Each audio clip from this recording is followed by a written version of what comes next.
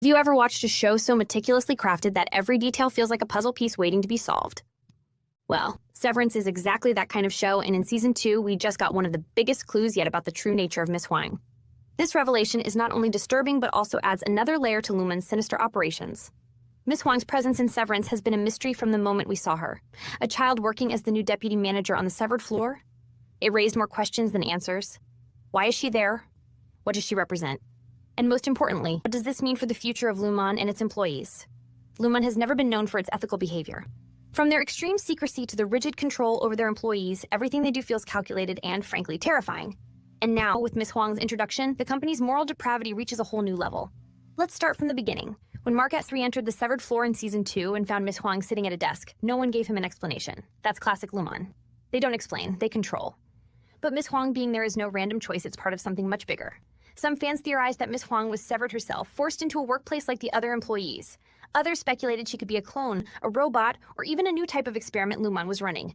But Episode 6, titled Attila, debunks those ideas. Instead, we learn something even darker. Miss Huang isn't just an employee, she's an intern. More specifically, she's a Wintertide Fellow. Let that sink in. A child in an internship, training to be part of Lumon's system.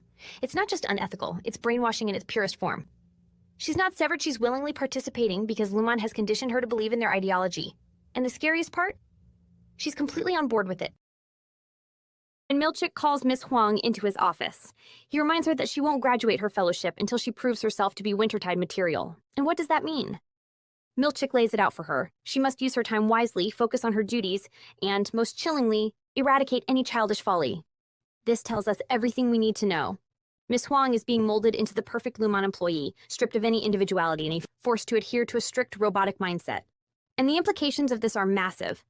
Think about it, how long has Lumon been doing this? If Miss Huang is part of a fellowship, she's not the first. This suggests a long history of Lumon reaching into childhood, shaping young minds into unquestioning followers of their doctrine. We actually got a hint of this back in Season 1. Remember the old photo of Miss Coble at the Myrtle Egan School for Girls? At the time, it seemed like an odd detail, but now it's clear.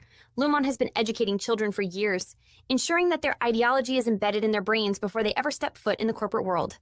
Miss Huang is just the latest example of this horrifying practice. So what does this tell us about Lumon's power? It tells us that their reach extends far beyond their office walls. It tells us that they don't just recruit employees, they create them. And it tells us that they are not just running a business, they are running a cult. Miss Huang's case is particularly terrifying because she doesn't resist any of this. In Episode 5, Trojan's Horse, she actually criticizes Milchik for allowing the employees to grieve when Irving is fired. She believes that recognizing an innie's emotions is against policy because it makes them feel like real people. That's right, a child, completely devoid of empathy, fully convinced that innies don't deserve to be treated as human. This isn't natural. This is the result of years of indoctrination. Miss Huang has been conditioned to believe that Lumon's way is the only way, and because she's been raised in this environment, she never stops to question it. And this is where things get truly disturbing. Because if Lumon can do this to a child, molding her into a cold, calculating leader who sees innies as nothing more than disposable workers, then what else are they capable of? Miss Huang's storyline is a glimpse into Lumon's future. This is how they sustain their power. This is how they ensure absolute loyalty. By targeting children, by raising them in an environment where Lumon is their entire world, they remove the possibility of rebellion before it can even form. And that, my friends, is the biggest revelation of Season 2. Lumon isn't just controlling its current employees, it's cultivating the next generation. And Miss Huang is proof that they're succeeding. So what does this mean for the show moving forward? First, it means that Lumon's influence is even greater than we previously thought. If they have the power to raise and educate children in their doctrine, then they have infiltrated every aspect of life outside their walls. Second, it means that the fight against Lumon is going to be much harder than anyone expected. It's not just about freeing the innies anymore, it's about dismantling an entire system that has been built over generations.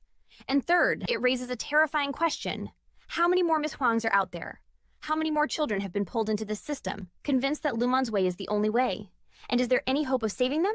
Severance has always been a show about control, about power, about identity. And now, with Miss Huang's story, it's clearer than ever that Lumon isn't just in the business of severing minds, they're in the business of shaping them from the very beginning. So now I turn the question to you. What do you think about Miss Huang's role in Severance? Do you think she can be saved, or is she too far gone? And more importantly, how deep does Lumon's reach really go? Let's discuss in the comments. If you're as fascinated by this mystery as I am, don't forget to like and subscribe for more deep dives into Severance and all its mind-blowing theories. And remember, keep your eyes open, because in Lumon's world, the truth is always just out of reach. But wait, there's more. Let's dive even deeper. What does this say about real-world parallels, companies molding young minds, corporations shaping how we think from childhood? This isn't just a fictional dystopia. It's a reflection of reality. We see corporations targeting younger audiences, shaping beliefs, and ensuring brand loyalty from an early age. Lumon is just an exaggerated version of what already happens in the world, and that is perhaps the most unsettling part of all. So what do you think? Let's keep the conversation going.